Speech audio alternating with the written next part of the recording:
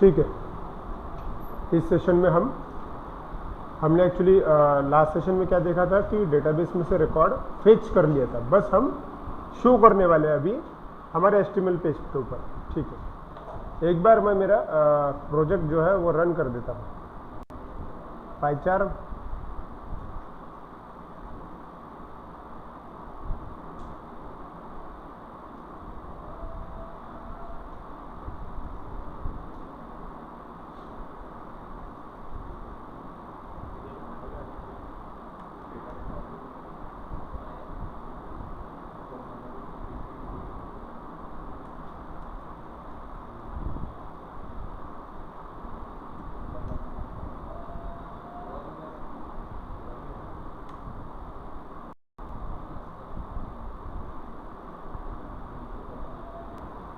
चलिए रन कर दिया, हाइपरलिंक भी जनरेट हो गई।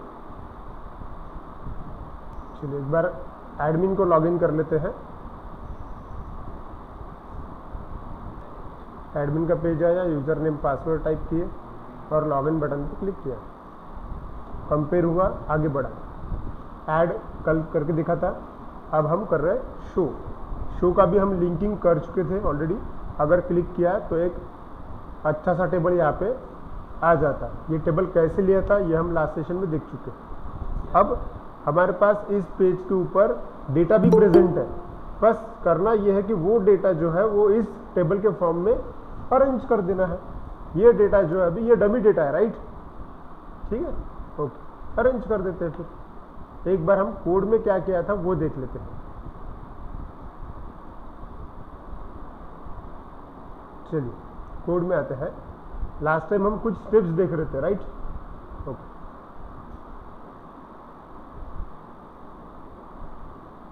हमने ये स्टेप स्टार्ट की थी कि डेटाबेस में से डेटा फेच कैसे किया जाता है। पहला स्टेप क्या था?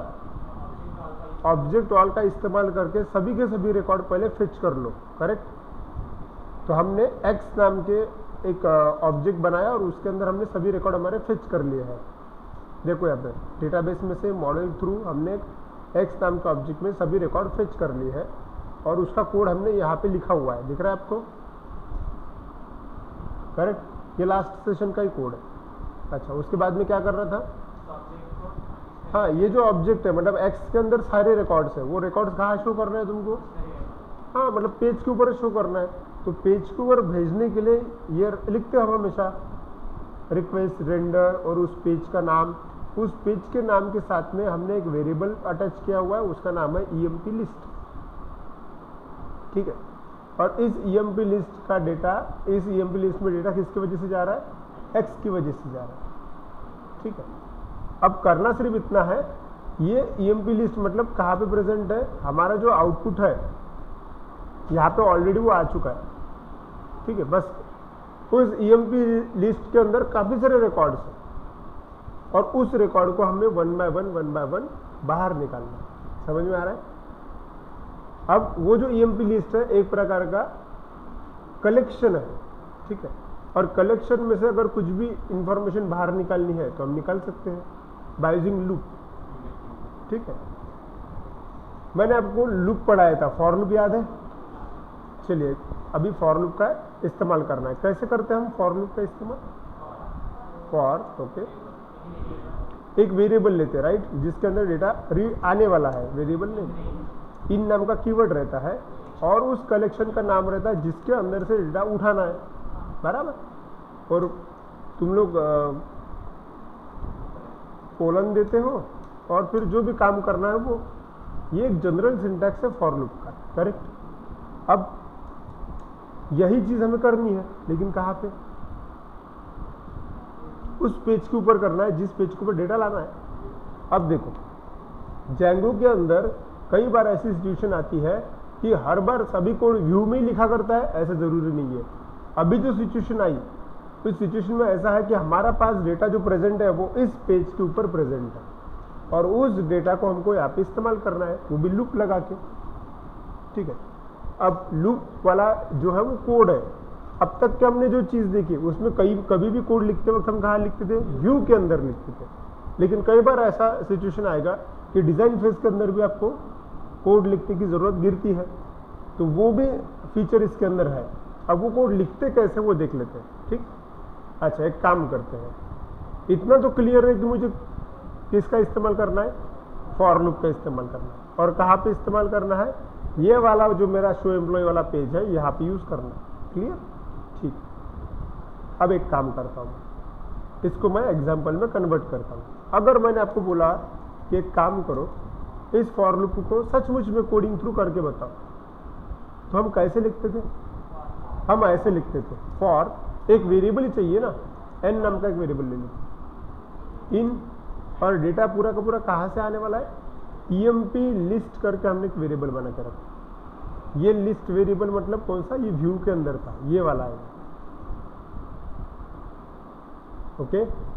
emp लिस्ट ये वेरिएबल कहाँ पे जा रहा है, अभी अगले वाले पेज पे जा रहा है, ध्यान दो, लिंक करो उस चीज के साथ में खुद को। emp लिस्ट ये वेरिएबल अगले वाले पेज पे जा रहा है, मतलब इस वाले पेज पे जा रहा है जहाँ पे तुम डेटा शो करना चाहते हो।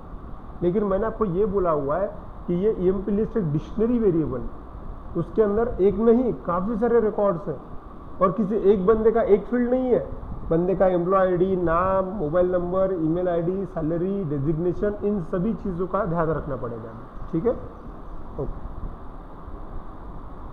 तो इसलिए मैंने यहाँ पे ऐसा लिखा। ये क्यों emp लिस्ट कहाँ से आया, कोई डाउट है क्या, क्लियर, ठीक। अब तुम क्या करोगे, कोलन दोगे, राइट।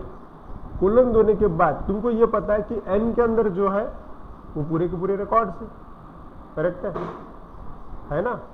अगर मुझे n को प्रिंट करना है तो प्रिंट n ऐसा लिखा तो भी चलेगा कि नहीं चलेगा, चल जाएगा। बस वो सचमुच में वहां पे प्रिंट नहीं होगा, HTML के पेज में प्रिंट नहीं होगा, वो कंसोल में प्रिंट होगा। मैंने आपको कंसोल के बारे में इससे पहले बताया था, ठीक है। हम सिर्फ टेस्ट करके देख रहे हैं, हमें कोड का हिंट मिला हुआ है कि ऐसा कोड किया जा सकता है, ठीक है। तुम लोगों को कोड के हिंट को अप्लाई करते आना चाहिए। मैं एक स्टूडेंट कैसे सोच सकता है उसके हिसाब से कोड लिख रहा हूँ, ठीक है। मैं चाहूँ तो एकदम में पूरा कोड लिख सकता हूँ आप, लेकिन तुम्हें जो हिंट मिलती है उसका हम इस्तेमाल कैसे कर रहे हैं वो समझने की कोशिश करो। हमें सिर्फ इतना मालूम था कि फॉर लूप लगाया जा सकता है, तो फॉर लूप का मैंने सिंटैक्स पहले लिख लिया। अब मैंने ये पता किया कि डेटा कहाँ से आ रहा है, डेटा emp लिस्ट से आ रहा है, ये क्लियर हो गया। emp लिस्ट में से डेटा निकल के n में जाने वाला है, और मुझे बस इतना चेक करना है कि n में सचमुच में डेटा आ रहा है कि नहीं आ रहा है, तब फिर मैं बाकी की चीजें करूंगा, ठीक है। अब ये इस कोड को एग्जीक्यूट करके देखना पड़ेगा, लेकिन इसको लिखना पड़ेगा ना फिर, और लिखेंगे कहाँ पे, HTML वाले पेज पे लिखना पड़ेगा इसको। अब कैसे, ध्यान दो, ये सबसे इंपॉर्टेंट चीज अभी मैं बता रहा हूँ। हम जाएंगे कौन सा वाला पेज है अपना, वो एडमिन शो एम्प्लॉय वाला पेज है, राइट। एडमिन शो एम्प्लॉय वाले पेज पे आया मैं, और इस पेज पे पहले से ही काफी सारा डेटा है, मतलब जो टेबल है, करेक्ट है। उदाहरण के तौर पे ये फॉर लूप में लगा के देखता हूँ कि क्या आता है, ठीक है। और दूसरी इंपॉर्टेंट चीज ये है कि इस टेबल के अंदर इतने सारे अलग अलग रिकॉर्ड्स हैं, इन सभी रिकॉर्ड्स का मुझे काम नहीं है, बराबर, क्योंकि रिकॉर्ड तो हम अपनी मर्जी से लाने वाले हैं ना। तो एक काम करता हूँ मैं, जो कोड जरूरत नहीं है वो कोड रख के कोई मतलब है क्या, तो मैं उसको पहले निकाल देता हूँ ताकि मुझे कोड लिखने में आसानी हो, ठीक है। जो अनवांटेड कोड है उसको मैं निकाल देता हूँ। अब अनवांटेड कोड मतलब क्या, देखो, मैं चाहता हूँ कि पहला वाला रिकॉर्ड रहे यहाँ पे, राम पाटिल जो है वो रहना चाहिए, बाकी जो रिकॉर्ड्स है ये इसका कोई मतलब नहीं है, ठीक है। तो मैं राम पाटिल वाला रिकॉर्ड छोड़ के बाकी रिकॉर्ड्स को डिलीट कर देता हूँ। देखो दिख रहा है आपको, ये है राम पाटिल वाला रिकॉर्ड, है वर्ड लिखा हुआ है ना वहाँ पे, ठीक है। ये छोड़ के बाकी जो रोज है उनका कोई मतलब नहीं है, तो डिलीट कर देता हूँ। चलो एक काम करता हूँ, ये TR राम पाटिल के नीचे का रो रख लेते हैं, उसके बाद का जो है वो डिलीट कर देते हैं पूरा का पूरा। तो मैं पूरा सिलेक्ट कर रहा हूँ। अब ये कहाँ तक सिलेक्ट करना, जहाँ तक टेबल का एंडिंग नहीं आ जाता वहां तक। देखो दिख रहा है, बस टेबल का एंड टैग रहने देना, नहीं तो वो निकाल दोगे तो वो स्ट्रक्चर टूट जाएगा वो, ठीक। डिलीट। अब देखो मेरा टेबल बड़ा ही छोटा सा हो गया है, देखो टेबल मेरा यहाँ से यहाँ तक ही है ताकि मुझे कोड लिखने में आसानी हो। अब मैं सेव करता हूँ, एक बार रन करके देखता हूँ कि सचमुच वैसा हुआ कि नहीं हुआ। Refresh, see the change. 2 record है सिर्फ आपके पास में, डन। अब काम कर दो उसके ऊपर।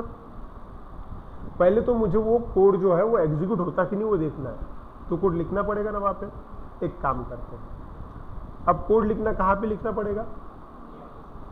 टेबल के अंदर, इधर उधर जो भी है वो, करेक्ट है। एक उदाहरण के तौर पर मैं एक काम करता हूँ, मैं सपोज ये जो मेरा रिकॉर्ड है, हाँ ये जो दूसरा वाला जो रिकॉर्ड है ना, इसके यहाँ पे मैं कोड लिख के देख लेता हूँ। यहीं पे जगह बनाई मैंने, यहीं पे मैं सिर्फ ट्राई कर रहा हूँ, ठीक। और मेरे पास कोड यहाँ पे लिखा हुआ है ऑलरेडी, मैं इसी कोड का इस्तेमाल करता हूँ। मैं सिर्फ चेक कर रहा हूँ कि ये होता कि नहीं होता। अब हम ट्राई कर रहे हैं मतलब क्या हम डायरेक्टली ऐसा का ऐसे लिखेंगे ना। लेकिन आप लोगों के ध्यान में आ गया होगा, ये एग्जीक्यूट होने वाला नहीं है, क्योंकि एचटीएमएल में तुम जो लिखते हो वो ऐसा का वैसा ही प्रिंट होता है। अगर तुम इसको एग्जीक्यूट करके देखोगे तो आपको मिलेगा फॉर लूप उसके अंदर ही लिख के आ गया। देखो, तुमको फॉर लूप अंदर लिखना नहीं है, मतलब एग्जीक्यूट करना है ना उसको। हाँ, तो सिस्टम को यहां पे क्या हो रहा है, देखो तुम्हारा फॉर लूप एक कोड है, ठीक है, और तुमने एचटीएमएल का फाइल बनाया हुआ है। एचटीएमएल के फाइल में अदर देन टैग तुम जो भी कुछ लिखते हो वो एचटीएमएल के पेज के लिए सिंपल कोड है, मतलब सिंपल टेक्स्ट है। वो उसको कोड कंसिडर नहीं करता, और कोड कंसिडर नहीं किया इसलिए वो उसको जैसा का वैसा उसने प्रिंट कर दिया। लेकिन हम क्या चाहते हैं, उसको समझे कि ये कोड है, इसको एग्जीक्यूट करना पड़ता है, राइट? यही ना। ये चीज करने के लिए आपको एक छोटा सा टैग है उसका इस्तेमाल करना पड़ेगा, ध्यान दीजिए। वो टैग है ये वाला, ठीक है। उदाहरण के तौर पर देखो, इधर समझाता हूं मैं।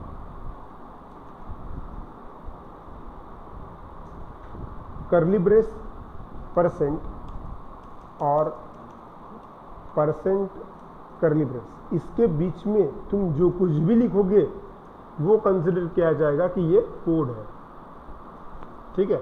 अभी की कंडीशन क्या है, तुमने उसका इस्तेमाल ही नहीं किया। अब तुमने उसका इस्तेमाल नहीं किया, इसका इसलिए सिस्टम ने क्या समझ लिया कि ये सिंपल टेक्स्ट है, तो उसने वैसा का वैसा उसको प्रिंट कर दिया। समझ में आ रहा है क्या? तो ध्यान रखने वाली बात क्या है कि अगर आप HTML के पेज पे कोई कोड एग्जीक्यूट करवाना चाहते हो, क्योंकि बाय डिफॉल्ट HTML के पेज पे कोई कोड एग्जीक्यूट होता ही नहीं, क्योंकि वो डिजाइन के लिए बनी हुई है, लेकिन हमें फंक्शनलिटी भी चाहिए। सो जैंगो ने अपने को वो टैग दिया हुआ है। अगर उस टैग के अंदर तुम तुम्हारा वाला कोड लिखते हो तो फिर वो कोड एग्जीक्यूट होता है। क्लियर? ठीक। तो क्या करना चाहिए हमने? हाँ, क्या करना चाहिए, हमारा ये जो कोड है ये इसके अंदर रखना चाहिए। क्लियर? और एक बात है, ये जो चीज होगी वो स्टार्टिंग, अब यहां पे अगर मैंने, अब देखो ये जो चीज है ये अगर मैंने यहां पे लगा दी ऐसा, तो यहां पे क्या हुआ, फॉर लूप स्टार्ट हुआ। अब फॉर लूप को टैग में अपने स्टार्ट किया तो एक बार उसको एंड भी करना जरूरी होता है। तो इसी कोड का इस्तेमाल करके हम फॉर लूप का एंड हो गया है ये इंडिकेट कर सकते हैं। उसके लिए एंड फॉर नाम का कीवर्ड होता है, तो एंड फॉर कीवर्ड भी उसी कोड के, मतलब उस टैग के अंदर पुट करना पड़ेगा। उदाहरण के तौर पे मुझे लिखना है एंड फॉर, कि भाई मेरा फॉर लूप जो है वो एंड हो चुका है, लेकिन ये काम नहीं करेगा। क्यों? क्योंकि तुमने उसको टैग के अंदर नहीं लिया, वो उस टैग के अंदर होना चाहिए। तो तुमने क्या करना चाहिए, यहाँ पे कर्ली ब्रेस % और इधर एंड करते वक्त % कर्ली ब्रेस। ये एक बात क्लियर हुई क्या? सिर्फ इतना है, तुमने जो कोड कॉपी पेस्ट किया उसमें कर्ली ब्रेस और % का साइन लगाना पड़ेगा। डन? ठीक है, करके देखते हैं। चलिए यहाँ पे बताइए क्या क्या किया जा सकता है। हम चाहते हैं कि हमारा कोड बस एग्जीक्यूट हो, अगर एग्जीक्यूट हुआ तो फिर हम उसके अंदर के रिकॉर्ड निकालेंगे, टेस्ट कर रहे हैं बस अपन। ठीक है, तो हाँ यहाँ पे शुरुआत में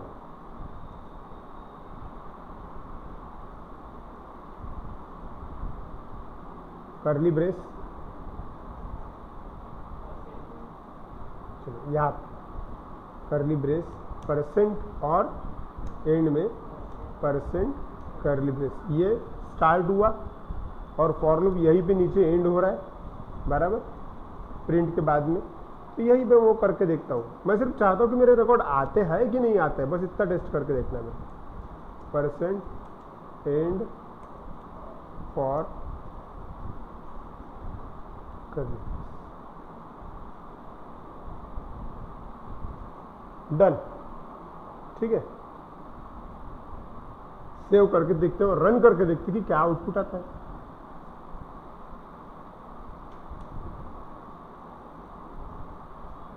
अच्छा, एक एरर दिया उसने, देख लेते एरर क्या है। लाइन नंबर 49,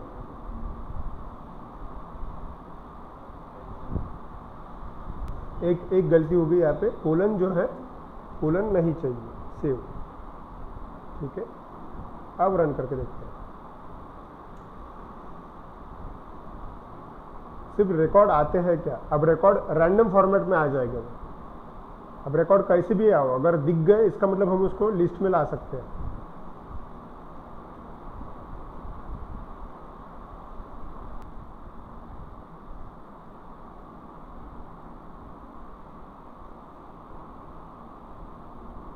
हमारे पास जो रिकॉर्ड आए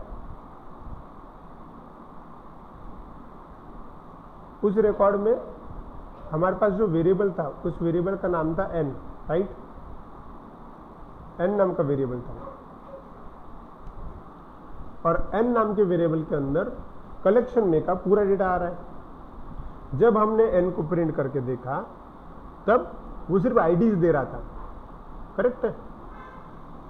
अगर वो आईडी दे रहा मतलब एक रिकॉर्ड को रिप्रेजेंट कर रहा है, इसका मतलब n के अंदर अगर आईडी है तो फिर बाकी भी चीजें हैं, बस तुम्हें उसको एक्सेस करना है। ये जो एक n है वो पूरे एक रिकॉर्ड को रिप्रेजेंट करता है। इसका मतलब इस n के अंदर स्ट्रक्चर ऐसा रहता है। देखो इसके अंदर का स्ट्रक्चर बता रहा हूं मैं आपको, वो n अंदर में कैसा रहता है। देखो उस n के अंदर एक एक रिकॉर्ड को रिप्रेजेंट करने का मतलब रिप्रेजेंट करने के लिए सभी कॉलम्स प्रेजेंट होते हैं। वो सभी कॉलम मतलब तुम्हारे डेटाबेस के कॉलम, मतलब तुम्हारे टेबल के कॉलम। तुम्हारे टेबल में क्या क्या कॉलम बनाए हैं? एग्जैक्टली, आईडी है तुम्हारे पास, उसके बाद में तुम्हारे पास में नेम है, उसके बाद में तुम्हारे पास में मोबाइल नंबर है सपोज, उसके बाद में तुम्हारे पास में ईमेल है। ये सभी चीज़ें वहाँ पे है, ठीक है। लेकिन ये इतनी मतलब आईडी, नेम, मोबाइल, ईमेल, ये सभी चीज़ें n के अंदर है। तो अगर मुझे n के अंदर से सिर्फ आईडी को एक्सेस करना है तो मैं ऐसा एक्सेस कर सकता हूँ। अगर मैंने ऐसा लिखा n.id तो सचमुच में जो आईडी है वो एक्सेस हो जाएगा। अगर मुझे n के अंदर के नेम को एक्सेस करना है तो मैं लिखूंगा n.name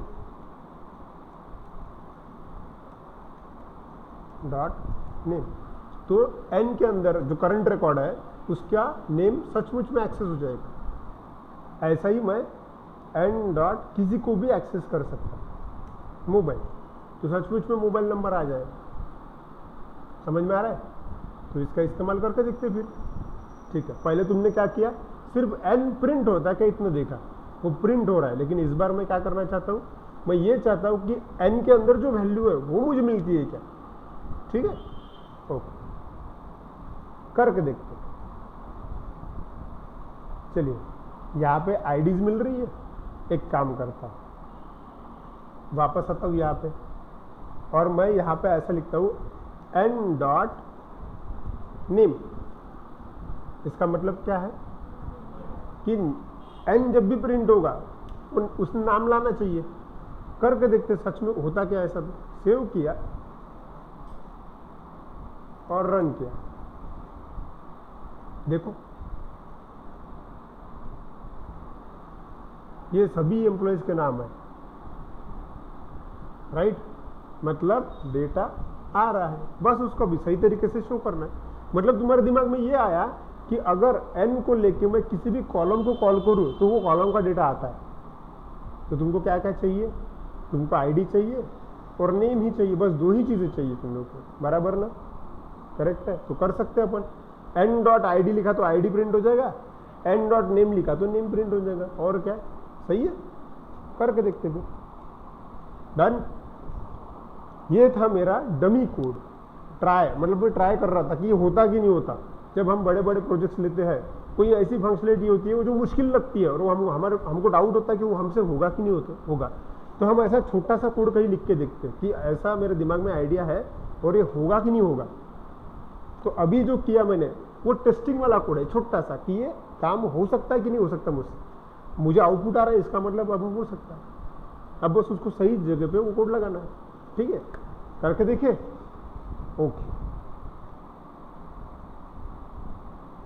ऑनलाइन स्टूडेंट्स क्लियर है? Yes sir. ठीक है, यस सर।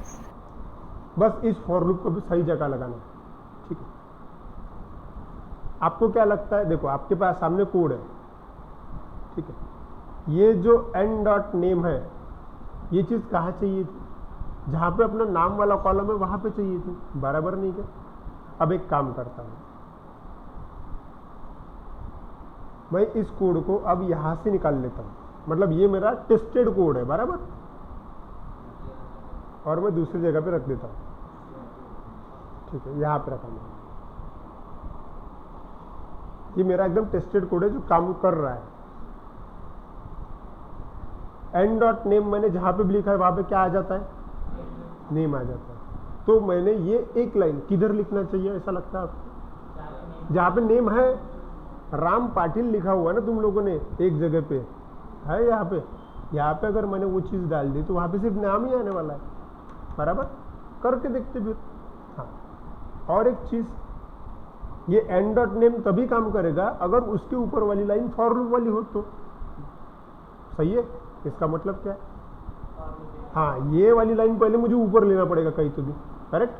ठीक है, तो मैं इसको कॉपी करता हूँ, यहाँ पे आता है। देखो इस रो की मुझे जरूरत नहीं है, ये दूसरा रो है उसकी जरूरत नहीं, मुझे वो राम वाला रो है ना उसकी जरूरत है, क्योंकि इसी रो को अगर मैंने बार बार एग्जीक्यूट किया तो सभी रिकॉर्ड 1 बाय 1 फेच हो जाएंगे। यही तो लॉजिक है, इसीलिए तो लूप लगा रहे हैं अपन। ठीक है, करके देखे। अच्छा, तुम्हारे सामने दो प्रकार का कोड है, अब तुम्हें उसको मर्ज करना है बस, बराबर। एक साइड तुम्हारे पास HTML का कोड है और एक साइड तुम्हारा टेस्टेड कोड है जो तुमको पता है कि ये काम करता है। अब तुम खुद सोचो और बताओ मुझे, पहले तो ये फिक्स कीजिए कि ये किधर रखना चाहिए। ठीक है, एक काम करता हूँ, मैं कॉपी करता हूँ इसको। अब देखो ये जो चीज़ है ये बार बार आने वाली है, ठीक है। इसका मतलब ये किसके अंदर है? ये है TD, छोटे छोटे, ठीक है। लेकिन ये TD मतलब सेल, एक एक सेल है वो। हम चाहते हैं कि एक एक रो नया नया आए, राइट। इसका मतलब क्या है? ये जो रो है ये बार बार एग्जीक्यूट हो हर एम्प्लॉय के लिए, राइट। इसका मतलब हमारा फॉर लूप यहां से TR से स्टार्ट होना चाहिए। समझा कैसे डिसाइड किया? क्योंकि मैं पूरा रो हर बार नए आदमी के लिए चाहता हूं ना। पहले सपोज राम आए, फिर श्याम आए, मतलब वो पूरा रिकॉर्ड एक्सपेक्टेड है मुझे, राइट। तो इसीलिए मैंने पूरे रो को ही लूप के अंदर ले लिया। अब मुझे लूप बंद करना है, मतलब ये एंड, तो ये कहाँ करना चाहिए मैंने? TR के नीचे, बराबर। तो मैं इसको कॉपी करता हूं और जहां पे TR क्लोज हो रहा है, यहां पे क्लोज हो रहा है, तो यहां पे मैं पेस्ट कर देता हूं।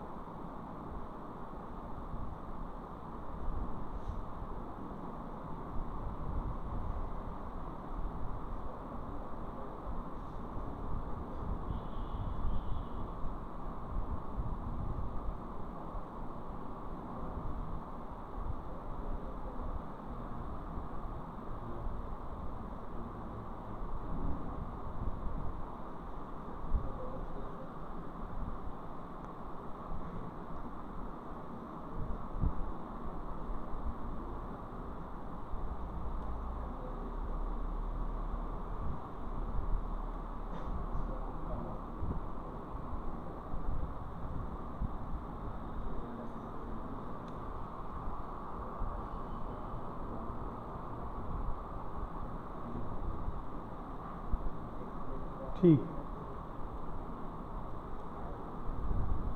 हो गया,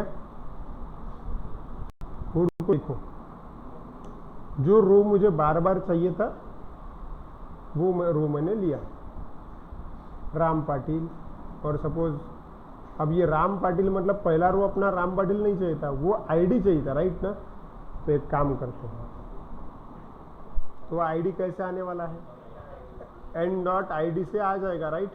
हाँ, तो मुझे एन डॉट आई ऐसा लिखना है, एन डॉट आई। लेकिन आपको मालूम है अगर मैंने वैसा का वैसा लिख के छोड़ दिया तो वो वैसा का वैसा ही प्रिंट होने वाला है, उसके अंदर का डेटा चाहिए। तो डबल कर्ली ब्रेसेस के अंदर डाल दो उसको, यहाँ से शुरू किया इधर एंड कर दिया, तो ये हो गया आईडी, करेक्ट है। अब ऐसे नाम के लिए ठीक है,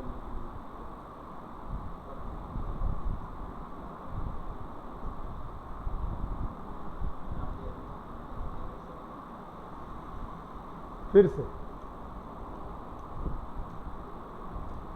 एन डॉट नेम, और ऐसे ही अब ये जो चीज़ है ये क्यों रखी है, एक काम करता हूँ अभी के लिए मैं ये ब्लैंक रखता हूँ, बताऊंगा मैं इसका पर्पस क्या है। डैश रखा,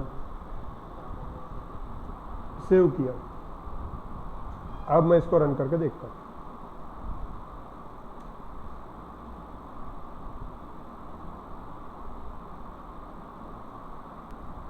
आया, रिकॉर्ड आया, और वो दिखने के लिए भी अच्छा दिख रहा है, सही है, ठीक है, बढ़िया। अब क्या करना है, अगर अब यहाँ पे प्लस पॉइंट ये है, अगर आपको रिक्वायरमेंट आई कि एम्प्लॉय आईडी भी दिख रहा है, नाम भी दिख रहा है, एक काम करो बाजू के कॉलम में मोबाइल नंबर शो कर दो उसको, ऐसा बोला तो तुमको मॉडिफिकेशन करते आना चाहिए। वैसे भी एन के पास पूरा रिकॉर्ड आ ही रहा है ना, तुमने एन डॉट आई डी और एन डॉट नेम लिखा, इसलिए दो ही कॉलम आए, तुम एन डॉट मोबाइल नंबर लिख लो, तीसरा कॉलम आ जाएगा, चौथा कॉलम आ जाएगा। चलो मोबाइल नंबर भी ले लेते, सपोज यहाँ पे आए, कहाँ चेंज करोगे तुम मोबाइल नंबर के लिए, हाँ हमने एक एक्स्ट्रा कॉलम लेकर रखा, बराबर। यहाँ पे मैं ऐसा भी कर सकता हूँ कि पहले मुझे हेडिंग देना पड़ेगा मोबाइल, टीएच में चेंज किया मैंने हेडिंग, ठीक है। और ये जो नीचे जो टीएच है, सॉरी ये टीडी है, इसके जगह पे मुझे एन डॉट मोबाइल इतना ही करना है बस, करेक्ट। और देखो यहाँ पे कमांड है ही नहीं, अगर कमांड होती तो मुझे कमांड में चेंज करना पड़ता था, सिलेक्ट जो भी है वो उसके हिसाब से।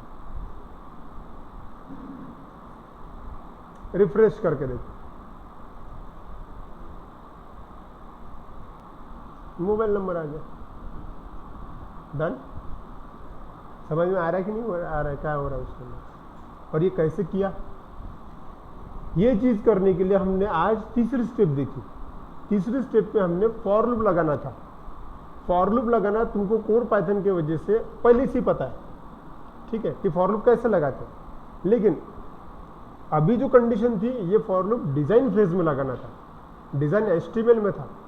तो सीखने वाली बात यह है कि अगर तुमको कोई कोडिंग वाला पार्ट एग्जीक्यूट करना है एचटीएमएल में, तो आपको टैग का इस्तेमाल करना पड़ेगा। वो टैग शुरू होता है कर्ली ब्रेस और परसेंट से, ठीक है।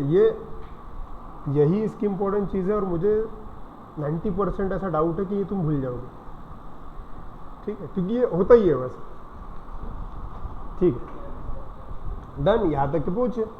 अब क्या करें आगे, रिकॉर्ड तो शो कर लिया अपन ने, अब क्या बाकी है, अपडेट और डिलीट इतना ही ना, ठीक है, वो भी कर लेते। अच्छा, इसमें और एक चीज़ है, अगर अब मुझे दिख रहा है कि भाई लक्ष्य पटेल है, उसका मोबाइल नंबर है, लेकिन मैं लक्ष्य पटेल की पूरी जानकारी चाहता हूं,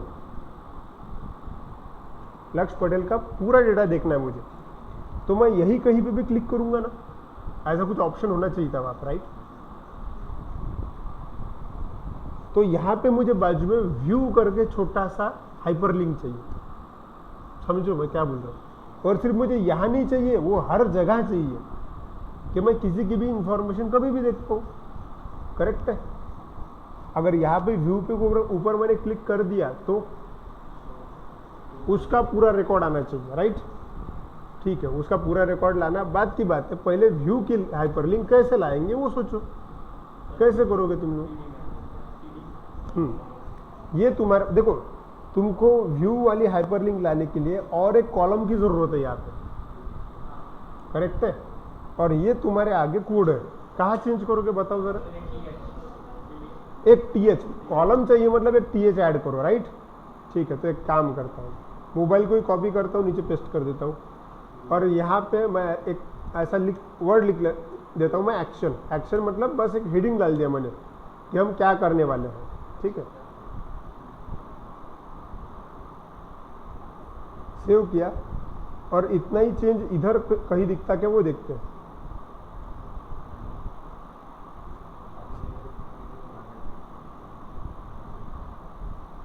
एक्शन वाला कॉलम ऐड हुआ, लेकिन रो नहीं है ना, रो के लिए तुमने कुछ किया ही नहीं, इसलिए नहीं है रो, ठीक है।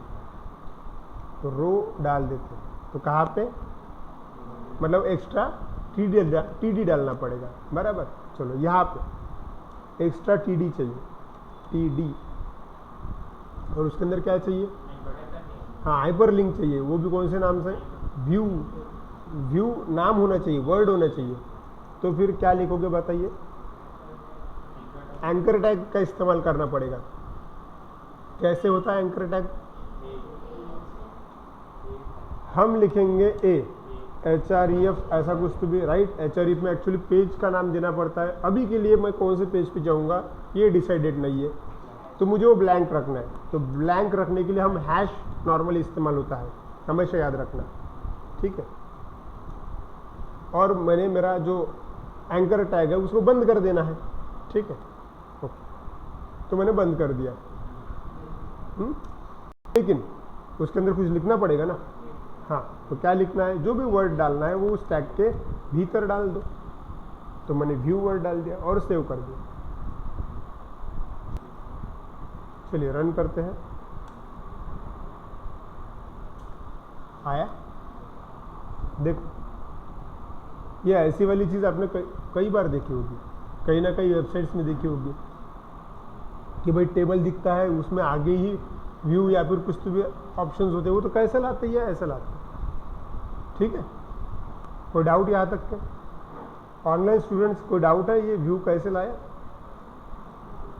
No sir. ठीक, नो सर।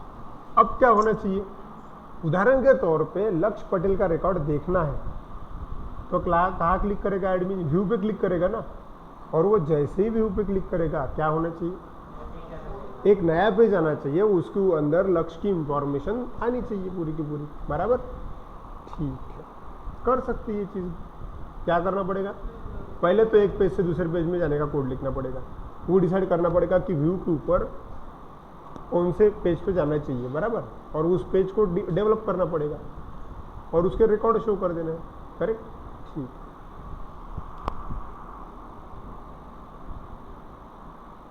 हाँ, और मैं ऐसा चाहता हूँ कि जब वो व्यू पे क्लिक करे ना, दूसरे पेज पे जा रहा है, वहाँ पे रिकॉर्ड तो दिखने ही वाला है उसका, उस रिकॉर्ड को दिखने के बाद ही नीचे मैं अपडेट और डिलीट का बटन चाहता हूँ, मतलब मेरा शॉर्टकट हो जाएगा। मतलब ये जो एक्स्ट्रा चीज़ अपन ने मेनू में डाल के रखी वो इधर डालने की ज़रूरत ही नहीं, मैं इधर से भी कर सकता हूँ, करेक्ट है।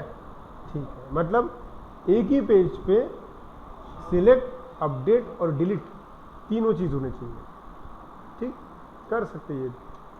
अच्छा, इस व्यू वाले क्लिक के ऊपर दूसरे जगह अगर जाना है तो कैसे जाएंगे,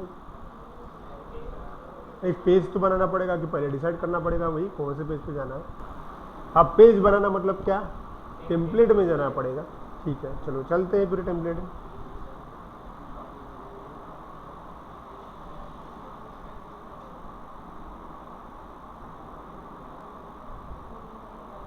टेम्पलेट में जाके राइट क्लिक करना, एक नया पेज ऐड करना है, सिंपल, सिर्फ पेज ऐड करेंगे अपन, मतलब वो जंप होता है क्या एक जगह से दूसरे जगह पर, ठीक है। नया पेज ऐड कर रहे हैं अपन HTML का, ओके, और उसको नाम दे देते हैं अपन एडमिन अंडरस्कोर। अब ये सिंगल इन्फॉर्मेशन दिखा रहा है एम्प्लॉय की, राइट, मतलब एक ही एम्प्लॉय की इन्फॉर्मेशन आ रहा है, तो मैं पेज का नाम देना चाहता हूँ एडमिन। अब शो एम्प्लॉय तो मैंने बना लिया है, ठीक है, सिंगल EMP, ठीक है, .html। आप अपनी मर्जी से कोई भी नाम दे सकते हो, मैं ये दे दिया।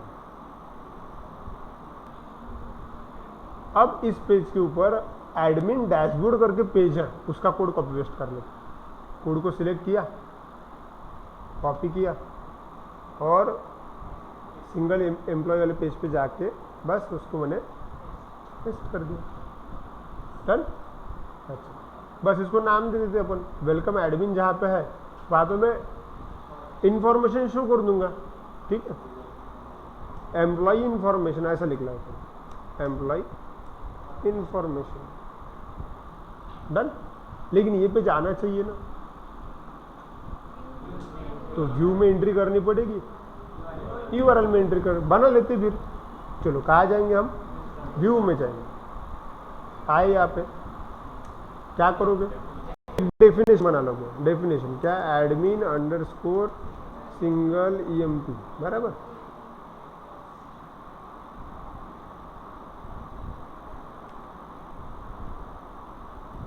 ठीक है, कोड लिख लिया और उस पेज का नाम क्या है, एडमिन अंडरस्कोर सिंगल ईएमपी।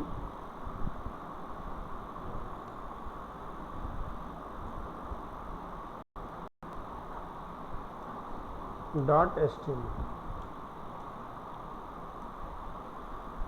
और नेम नहीं, नेम यहाँ पे नहीं, यूआरएल में है। ठीक, चलो व्यू तो क्रिएट हो गया, अब यूआरएल में एंट्री कर देते हैं। ठीक, कैसे यूआरएल में एंट्री करेंगे हम, चलो जाते हैं वहाँ पे यूआरएल। हाँ, अब एक पाथ ऐड कर लेते हैं। पाथ जो भी तुमने सोचा होगा वो। अब यहाँ पे ईएमपी शो है ना, ईएमपी सिंगल कर देता हूँ, मतलब एक ही रिकॉर्ड हमको शो करना है। और व्यूज में से उठाना है एडमिन सिंगल ईएमपी वाला व्यू, और नेम के अंदर पेज का नाम डाल देते अपन।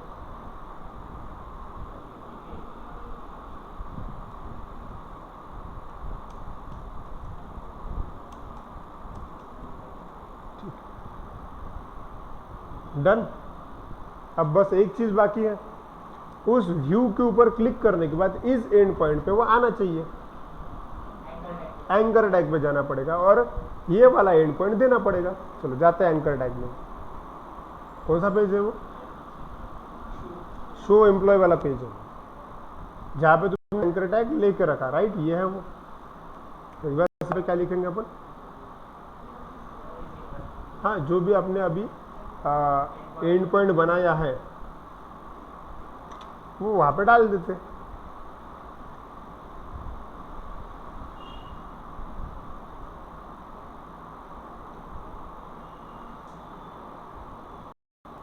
ईएमपी सिंगल, ठीक है, यहाँ पे लिखा अपन ने। डन। व्यू के अंदर जहाँ पे हैश था ना, वहां पे बस एंड पॉइंट डाल दिया। बस टेस्ट करके देखते हैं कि सच में उधर जंप करता है क्या। अगर वो उधर पेज पे चला गया, इसका मतलब फिर हमें कोड लिखना ही है आगे। रिफ्रेश। अब देखो व्यू पे मैं क्लिक करता हूँ, क्लिक किया मैंने व्यू पे और हम ट्रांसफर हो गए एम्प्लॉय इंफॉर्मेशन वाले पेज पे। अब अगर इस पेज पे आ गए, इसका मतलब क्या, अब मुझे एक टेबल बनाना पड़ेगा। मतलब एक यहाँ पे लक्ष्य की इंफॉर्मेशन दिखनी चाहिए ना, वो इंफॉर्मेशन कहाँ पे है, डेटाबेस में है। अब फिर से डेटाबेस की इंफॉर्मेशन सिलेक्ट करनी पड़ेगी। अब थोड़ी देर पहले भी तुमने डेटाबेस की इंफॉर्मेशन सिलेक्ट ही की है, बस पूरे रिकॉर्ड ला लिए। अब तुमको पूरे रिकॉर्ड नहीं चाहिए, एक ही बंदे का रिकॉर्ड चाहिए, उसमें अलग अलग फील्ड्स है, वो भी कर सकते हैं अपन। ठीक है, कर लेंगे। अपनी बैच और 1-2 दिन होने वाली है, मतलब क्योंकि ये जब तक कि कंप्लीट नहीं होता तब तक अपन एंड नहीं कर सकते। ठीक है, तो मैं चाहता हूं कि आप साथ साथ डेवलप करते रहो। ठीक, कोई डाउट यहाँ तक? ठीक, तो आज का आपका काम आपको समझ गया होगा। एम्प्लॉय जो शो वाला है वो कंप्लीट हो जाना चाहिए। अच्छा, मुझे बताओ अपने थर्ड स्टेप लिखा क्या? नहीं लिखा ना? चलो थर्ड स्टेप लिख लेते हैं। स्टेप 2 हो गया था, राइट? ऑनलाइन स्टूडेंट, स्टेप 2 लिखा था आपने? Yes sir. ठीक है। Yes sir. आज हमने Yes. स्टेप 3 देखा, लेकिन अपन ने लिखा नहीं, मैंने डायरेक्टली प्रैक्टिकली करके बताया, अपन लिख लेते हैं।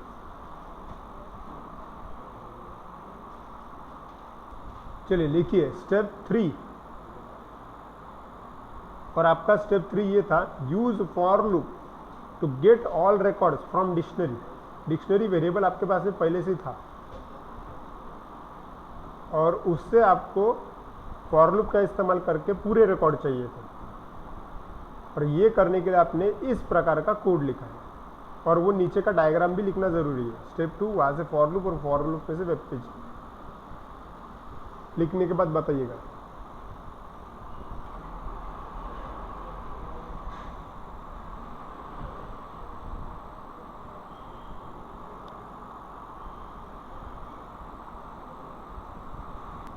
चलिए